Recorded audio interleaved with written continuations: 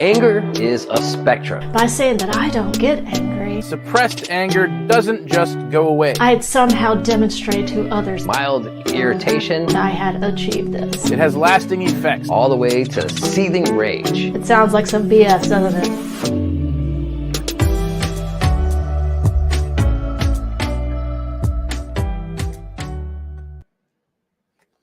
Hey there. Good evening. Welcome to Truth Be Told. I'm Reverend Dan. We are Soul Evolution Collaborative, and we have another very exciting topic for tonight, just like we do every week. So this month we have been looking at emotions. Emotions. It's a little complicated, a little bit. So we've tried to kind of get down to the root of it all, the root of emotions and what they mean for us, and kind of looking at the big ones, you know, happiness, anger, sadness, I believe is next week. But tonight is anger. We're jumping into anger and what really is anger. And I've kind of dubbed it, anger is the other white meat of emotions. We have happiness. Everyone's allowed to be happy. Everything, in fact, should be happy. At least that's what a lot of us have grown up with, right? You're supposed to be happy. Don't show anything that's not happy. Ignore and suppress everything unlike that. And yet anger sneaks in there. Anger is that one that we kind of all have that close relationship with in some way, whether we're trying to suppress the angry feelings that we're pretending we don't have, which in a way is kind of the opposite of happiness. Happiness is you're supposed to pretend to be happy even if you're not. Well, anger is you're supposed to pretend not to be angry even if you are. So lots of really tasty and juicy info on that tonight in just a few moments. But first, an exciting announcement, something we have been kind of hinting at for a couple of months already, that there is another step to Soul Evolution Collaborative. And so really excited to announce that officially on June 5th, the first Sunday in June, we are launching our next event type. This is called Second Sundays. This will be every Sunday. Don't get confused by the title. Second Sunday, because it is the second offering on any given Sunday. So in the evening, every Sunday, 7 p.m., we will be gathering both online and together in person at the same time for this coming together of the community. And we have been working on this for what seems like a long time, trying to get to the real core of that truly hybrid experience where everyone who is together in any given place, coming together online with everyone else, that we all have that really communal experience. So really excited for that. Keep an eye out for more info. If you're not on our email list, sign up. You can do that on our website and you'll get all the information as it comes out about that. But June 5th, Sunday, June 5th, we are launching that publicly for the first time, and it's going to be pretty amazing. So let's get down to it. Truth be told, emotions, it's complicated. Part 4, anger.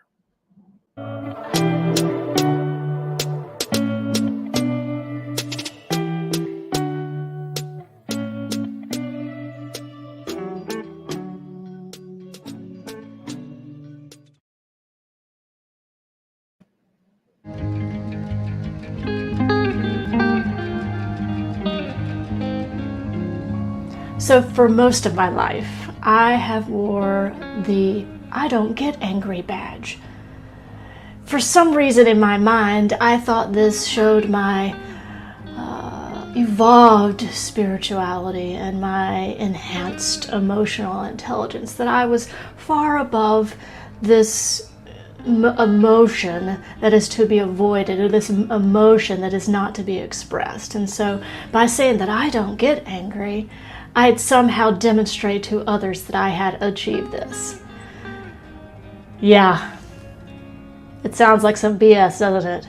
And it really was. So what I have learned in the years that I have been on this little spinning blue ball is that anger, just like all of our emotions, is really giving us some information on our internal landscape, on our external landscape, and our responses to that. And so lately, when I've looked back on the years that I have lived in this kind of bubble that I said I don't get angry, I looked back and saw some of the effects of this suppressed anger, or this avoidance of this emotion that often feels not really good in our bodies. And so for me, I was unwilling to, one, really talk about maybe the source of that emotion, or why I had responded, or where I was feeling that response to maybe something that was going on inside or something that was going on outside. I really had to look too at why I felt so uncomfortable expressing this. And I think, we are conditioned that anger is something that we should not express.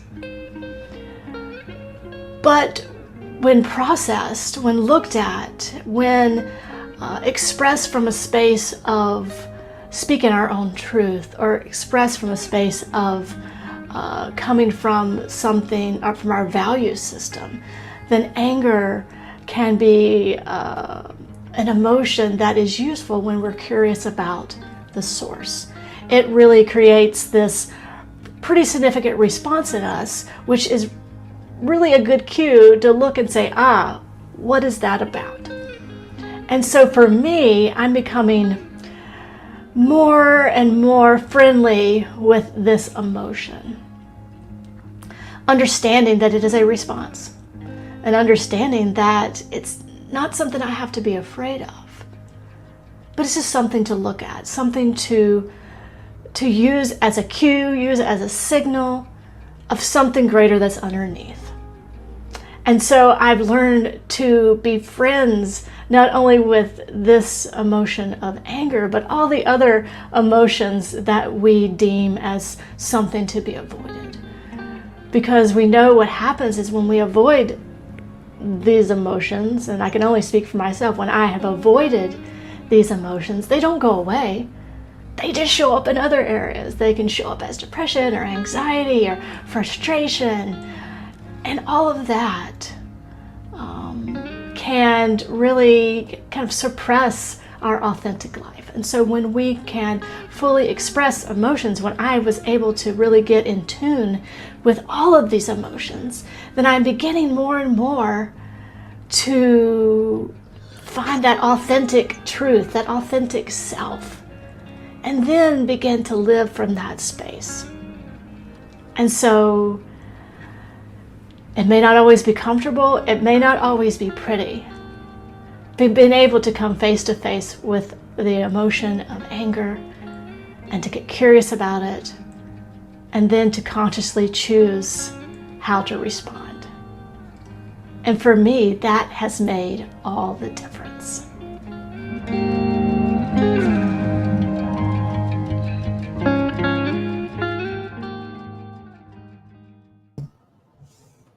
So where do you go and get that badge? I don't know. It's in my closet somewhere. It's so funny. I can count. I mean, if I had $1 for every time I'd said I don't get angry, I would be wealthy. And I don't know why I think that I thought that because how I was feeling didn't show up in what you would typically. It wasn't like a rage, a bar fight, or anything like that. But it was this kind of under the surface, kind of seething. Yeah.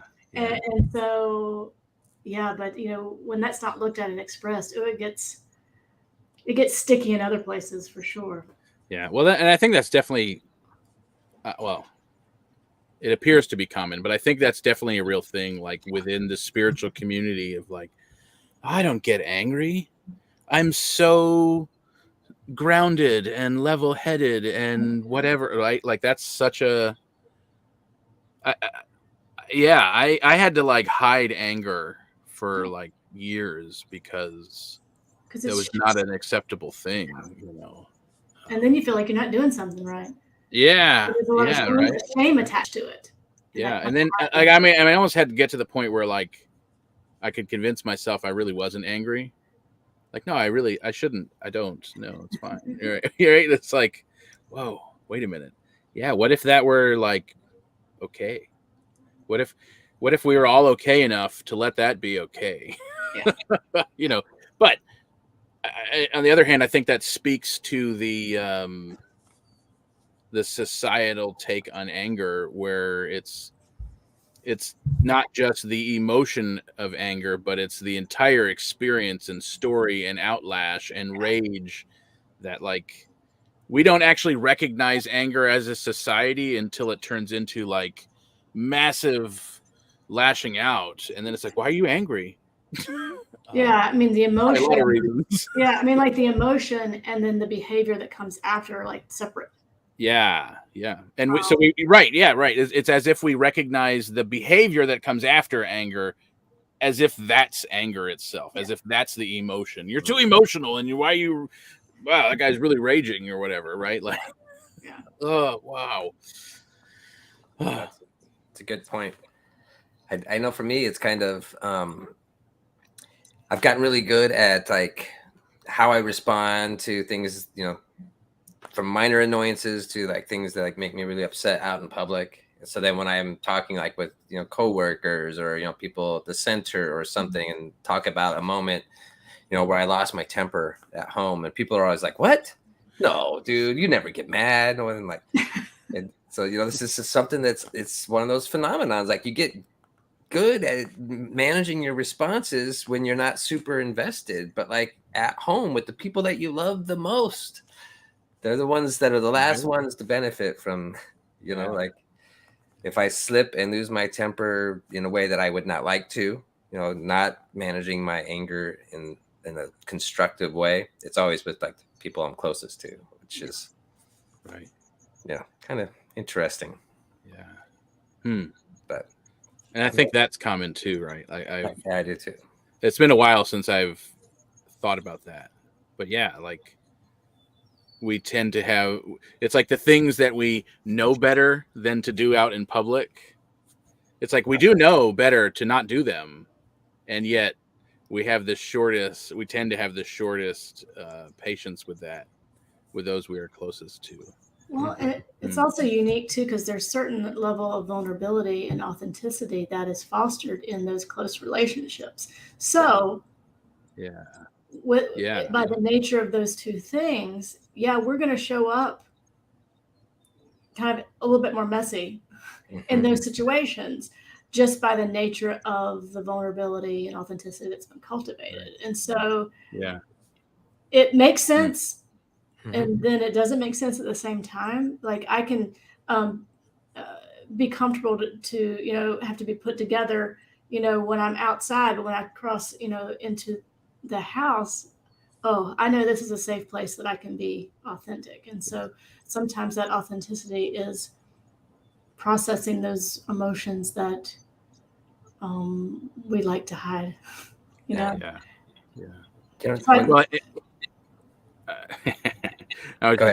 it's bringing up the thought that like, and I think that there's also a difference to be noted that like, when I'm talking about like things that come out at home that don't come out in public, it's not like, it's not like I'm at home beating anybody up, right? I mean, there's it's like those things where you're like, it comes out of your mouth and you're like, oh, I really wish I hadn't said that. It's like there's a filter for that. We learn the filter for that out in public. And that filter tends to not show up as often at home. Yeah. And yet, this vantage point for this conversation that I didn't have years ago, the last time I remember having this conversation with somebody in this kind of setting, the difference now is I don't think either of those situations are healthy, right? It's what's the healthy version of, I don't want to not be me out in public just because the world thinks I shouldn't be. Right. So what's the healthy version of expressing emotions out in public? And then what's the healthy version of expressing that emotion here at home? And I think those moments have become less and less and more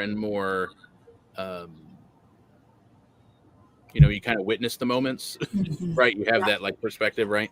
So there is something about it that happens naturally when you do this work, and there's also something to be said for putting language to it and doing it intentionally.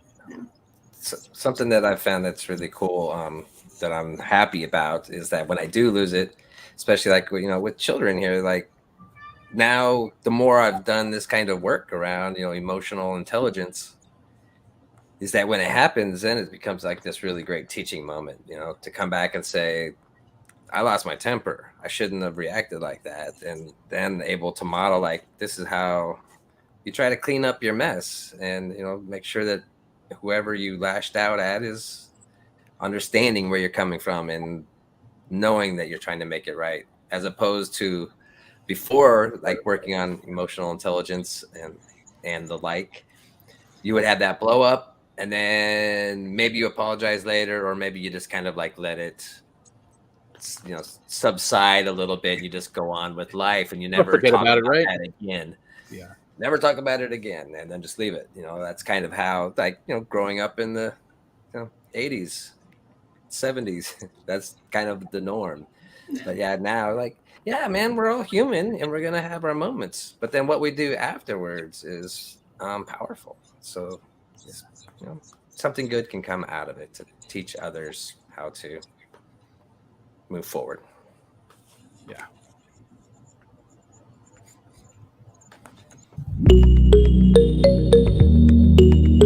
In other news, anger, the other white meat. While happiness is everywhere, or at least as many of us were taught, happiness should be everywhere, and don't let anyone see anything different, and God forbid something actually be wrong. The suppression of the plethora of emotions that our bodies regularly experiences so often bottle up and express as anger. So while happiness is the acceptable emotion, anger has become the common and often mismanaged emotion. When we pretend that everything is fine, when really it is not fine, we end up bottling up our emotions that would otherwise simply just flow through us. We might call this being happiness challenged. We are challenged to only express happiness and simultaneously suppress anything that doesn't look like happiness. This is definitely not a great thing. Dr. Bernard Golden wants to make sure that we know that suppressed anger doesn't just go away. It has lasting effects, things that affect not only ourselves, but others around us as well. With suppressed anger comes a loss of humanity. Feeling anger in a healthy way actually brings us closer to our own experience of humanity, which leads to greater relationships with others.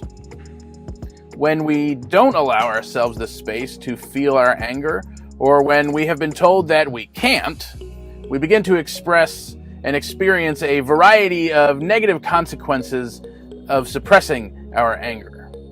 We distort the lens through which we view our world and react to it through that distorted perception.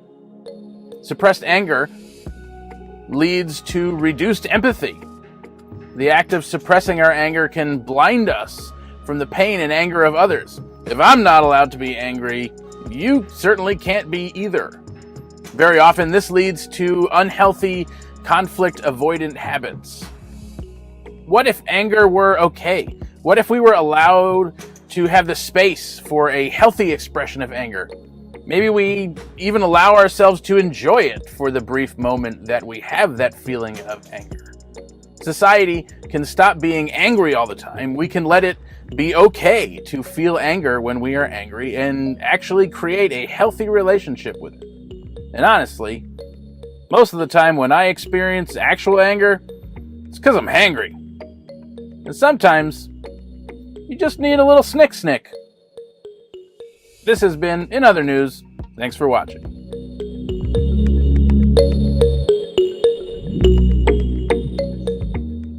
I want a snick. I've wanted one all day. You But isn't that true? I mean, that's kind of a joke, but isn't that true? Like for me, when I feel, usually it's kind of like irritability, but it's that kind of like, I can feel it seething below the surface. I have to check in. Okay, have I eaten? Right. Have I drank enough water? Do I need a nap? Do I need to stop what I'm doing? Yeah. Do I need to like remove myself from the situation? I know we talk about Brene Brown a lot, but she talks about this when she gets in situations like that, whether it be like in meetings or with someone. She always says, I'm going to have to reschedule. This is not productive. And so it's like this cue that I'm at this point where I'm feeling this emotion. And so I need to step back and explore like what is coming up? What is that pricking? What is that triggering? Yeah. And so we do that by like removing ourselves, and make it look like anything. It may be going to a Snickers bar. It can be, sitting down, having a glass of water, or sometimes I'll walk around the block, things like that. But I think the more that we allow ourselves to feel it and then look at it, then I think the more we'll find that we'll be able to observe those triggers that lead up to it, and then be able to address those before it gets to this like stuff down, and then explosion. Yeah.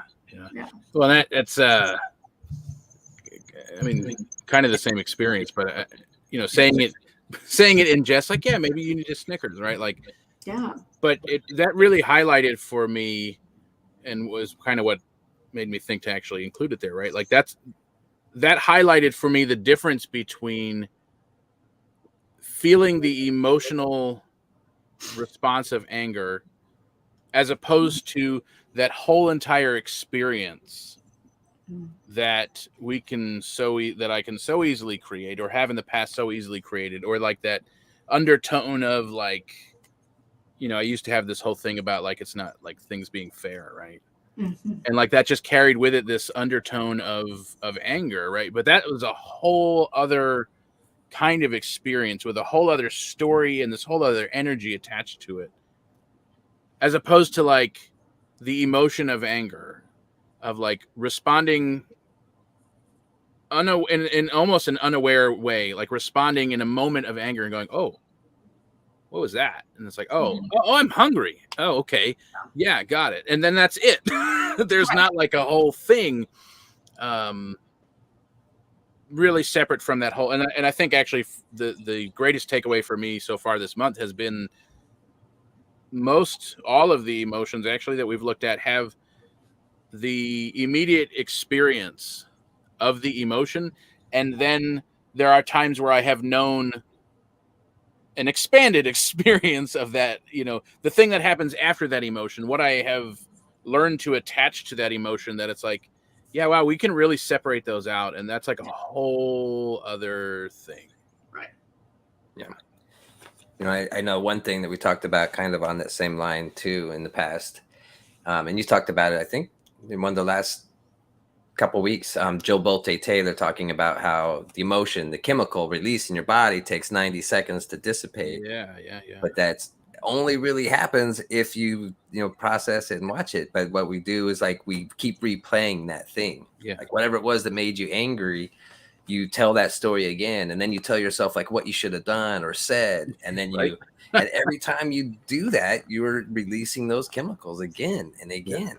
Yeah. Just keep it going. And it's like hitting the replay button, but then also I think most of the time is we don't actually allow the whole experience to flow all the way through, and so we replay but then cut it short, and replay and cut it short, and that's the suppressing part. That's the bottling up part, where like at some point, especially with anger, that's when it turns into rage, and that's when we have these like outbursts and people acting uncontrollably because there's so much of that unreleased, just this tension of unreleased chemical, unreleased energy, unreleased thought process that doesn't have anywhere to go. And it just, not to mention, it causes health issues with flooding those chemicals over and over.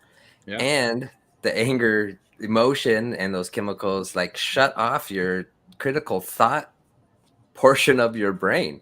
So then you're reacting in a pretty dumb way because you're not using the higher faculties because you're blocking them off. So and that just causes like this cycle, like anger builds and builds and builds, and it's crazy.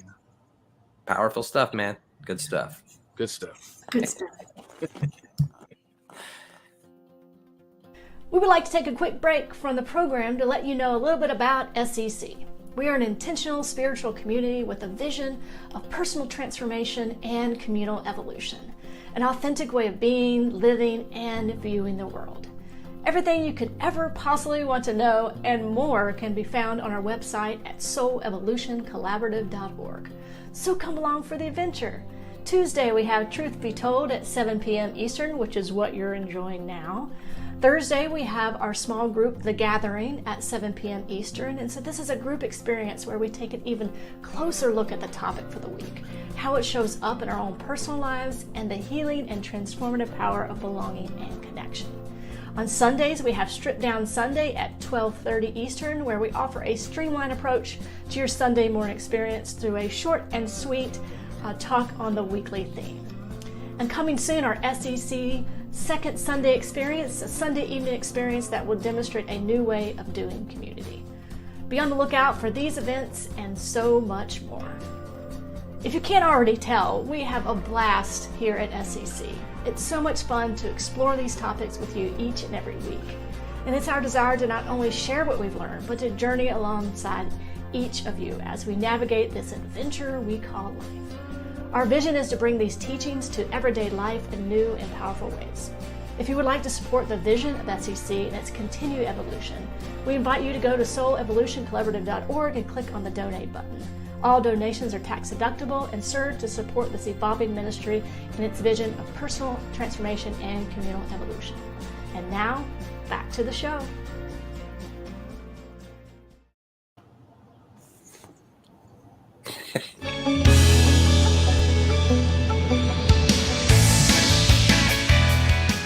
I bet you didn't know that anger is a spectrum, and it can go anywhere from mild irritation all the way to seething rage.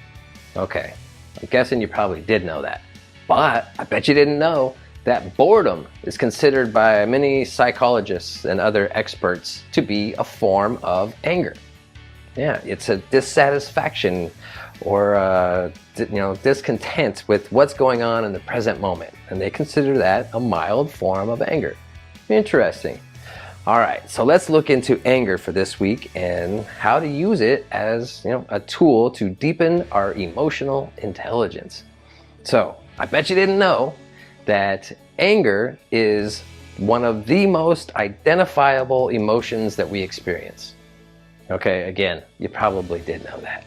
But did you know that it can actually become a powerful tool? One, anger is not necessarily a bad thing in and of itself. It's anger that drives human beings to create change, to stand up against injustice. And anger, helps us find things that really need fixing and get on that. It motivates us. But sometimes anger gets the best of us, and how we react or respond to it ends up being, against what it is that we would like the outcome to be. And that's not good. So let's look at this. With anger being one of the most identifiable emotions that exist, that's a good thing for us if we want to do our own emotional intelligence growth, working on our EQ, because this is the one that makes it easy to do the work. When you find yourself in boredom or a mild irritation or even a stronger form of anger where you're ready to start screaming or you're feeling close to rage, that becomes your signal. Right now, make this agreement with yourself. If you're on board with this, make yourself an agreement. Next time I find myself feeling a strong form of anger, or even just a mild one, if I'm aware enough to notice it, take that time, separate yourself, feel it. Because anger emotion, you can feel it in your body. Maybe your neck gets hot, you can feel your hands seem to heat up and swell up. That's because of blood, depending on your level of anger, rushes to your hands. These are all physiological responses, cortisol, adrenaline. So it's easy to recognize in our body and feel that emotion. So as we lean into it, then we really can learn to see it when it's coming on in the future. So then we can learn how to use it as a way for creating that change that we wanted to, but in an effective way. Because here's one of the things, like now that I've done this work for a long time, I know I've done enough work to realize I've got a long ways to go. But I've had some awesome moments that tell me, like, yeah, doing the work pays off. Here's something that, like, I'm really embarrassed to admit, but we're all human, and so I'm putting it out there. The time that my anger gets the best of me is pretty much with my children. Something happens that kind of like gets me to my tipping point, and I find myself like raising my voice, sometimes significantly. And after I do, I always like regret it. Like I showed them, one, I lost control of what I want to be. Two, that causes wounds. When I am, using my voice and essentially lashing out at one of my own children that, I love more than words could ever say, that's causing a wound, and those wounds go on. That's what happens out in the world when people get angry and then react at one with anger, like it's their pain, their sadness, their fear that's lashing out at the other person, and it connects with that same fear and sadness, anger in the other person, and triggers it, and it builds this cycle, and that person has it within them, and they take it on and pass it on to another. But the more you work on your emotional intelligence, learning how to recognize an emotion that's as easy to recognize as anger, then that's a growth opportunity to learn how to, when somebody is dishing that out at you, to recognize yourself when you were about to lash right back, and catching yourself and breaking that cycle. Acknowledging that this human being in front of you is a child of the divine, just like you are, just like I am, like we all are. And when you can break that cycle and not respond out of sheer anger, whatever it takes, if you need to excuse yourself from the room, or just say, even if you don't mean it, I'm sorry, I forgive you, or I'm sorry, please forgive me, whatever it is, breaking that cycle is so powerful. And when we're able to do that, like, we create the world that we want to see. It takes one person waking up at a time to recognize that there's a better way for me to respond here. Of course, I'm not talking about times where your safety is at risk. I'm not talking about anything like that. I'm trying to say like a lighter end of that spectrum, but it's a powerful tool. And then the more you get to learn how to do that, you learn how to recognize other emotions as well. And the more that happens, the more we take in this fullness that is life. It really, squeeze all that it has out of it, to where even those challenging emotions become gifts and blessings for us that we get to feel while we are alive and know that we're alive. Enjoy that.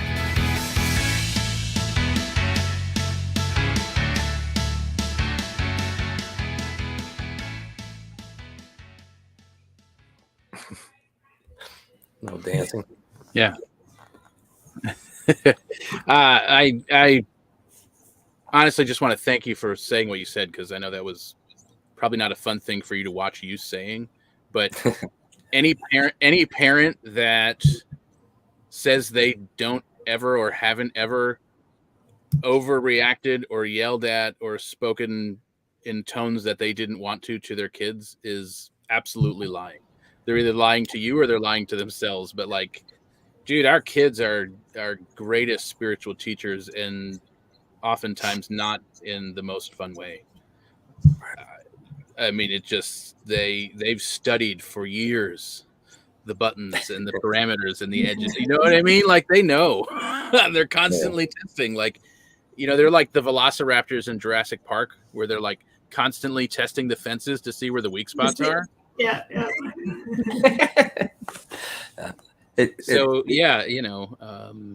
If anyone were to trigger some sort of overreactionary response. Yeah. But it's definitely amazing, like when you feel yourself going there, those times that you do catch yourself, like before, like I was just about to raise my voice, and catching myself like in that moment and like, no, there's a better way to say this. Like when you catch yourself, it's just rewarding to know that I mean, you can even see a change in the people. Like if you're in one of those interactions with somebody else that's angry and you respond in a way that's opposite of what would the expectation would be. I mean, you even see like in their face sometimes kind of like a little bit of confusion for a moment. And that's powerful. Feels good when you're able to do that.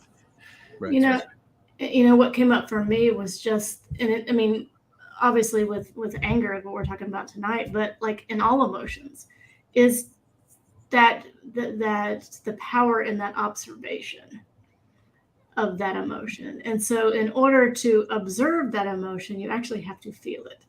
So so it's through the observation that we can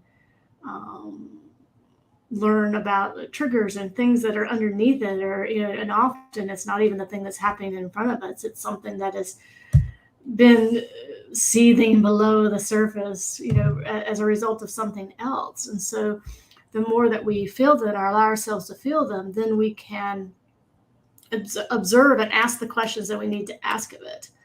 Like, and then we can be able to notice those triggers beforehand, or to take care of ourselves in ways that we didn't, that got us to the point that we are.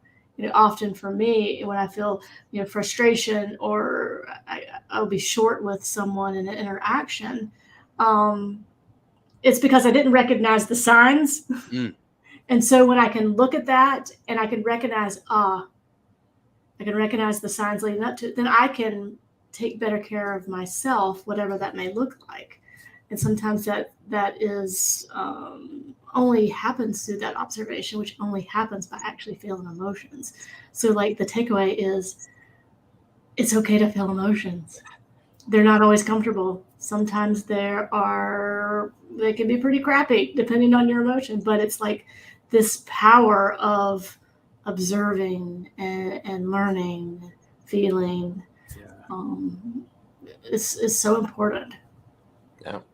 And I think part of that too, that seems really apparent as a parent, is the difference between you made me angry and I am angry in this moment. Yes. Right. And I think for anyone in any situation, recognizing the emotion, as long as I am placing blame on someone or something outside of me for causing that emotion, there is a whole thing going on that's made up, honestly, right? That I am making up this story to make myself feel justified or to feel okay.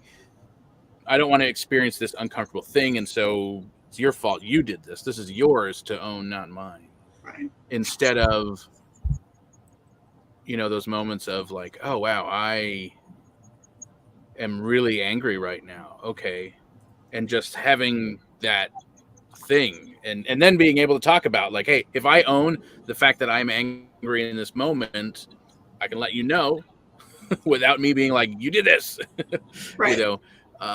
Experience that 90 seconds or whatever and process whatever, and then we'll be like, oh yeah, so all right, this thing just happened, and my response was the story I'm telling myself is, etc. And then when we're in those relationships, that's where we get to have those kind of deeper conversations that actually get to kind of be a beautiful thing, or can be.